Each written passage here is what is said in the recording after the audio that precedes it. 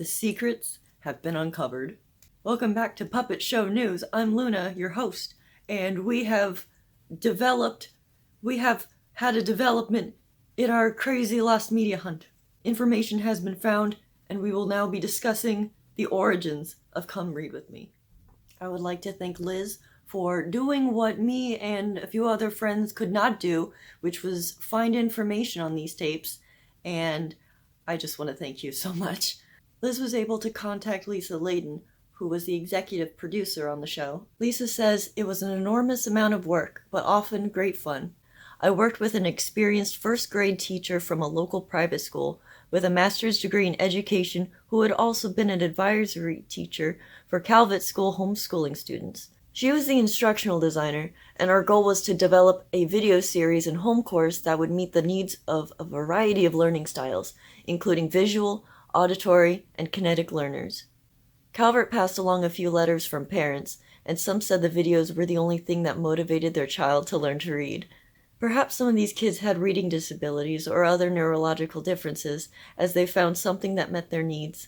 I attribute our ability to reach all kinds of kids to the instructional designer's experience and dedication, and the fact that she and I both have a sense of humor and never completely grew up. I was willing to push the limits a bit to keep kids engaged and entertained.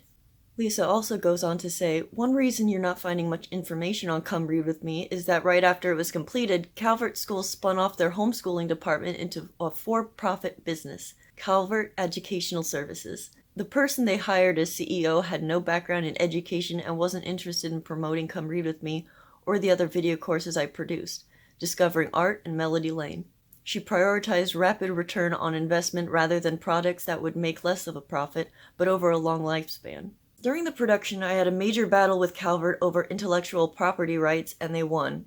One rights I did have in the contract, including any digitalization and electronic versioning, they later ignored. In other words, I got screwed, but I was busy working on new projects and moved on. Eventually, there was a series of financial scandals at Calvert Educational Services, including with that CEO, and the video courses were bought by another company, about which I know nothing. Somewhere along the way, the titles were changed. I think Come Read With Me became Discoveries in Reading. Come Read With Me was originally distributed on VHS tape and came with a workbook for the child and a manual for the adult, along with a kit of school and craft supplies to complete the activities in the lesson, and a couple of finger puppets of 2 of the 4 main characters. Back then, Calvert tried to make all their courses self-contained so that a family on a sailboat or living somewhere remote would have everything they need to complete the course. The story arc involved an archaeologist finding ruins in a jungle with writing on them and bumping into an iguana, Tam, a tropical bird, Jando, and 2 animals based on prairie dogs, Nick and Dilsey,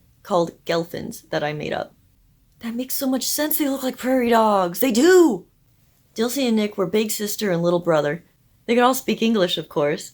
The archaeologists' attempt to decipher the writings on the ruins and find out what happened to the humans who used to live there is intertwined with the viewers learning to read. There's a bit of a climate change theme hidden in the plot, as we find out that the people who had lived there began to suffer drought so severe they had to leave, early climate change refugees.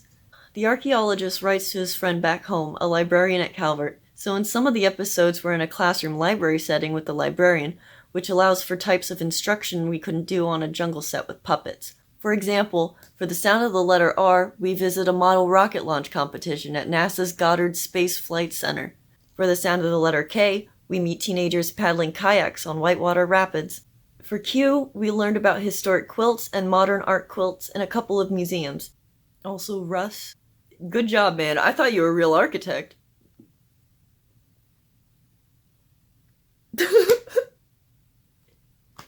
He was an archaeologist. If I said architect in any of these videos, I'm gonna be so mad. So yeah, thank you for watching. These tapes are something magical and they don't get the recognition they deserve, so I'm happy that we could dig up a little bit of history and share something nice together. Alright, bye!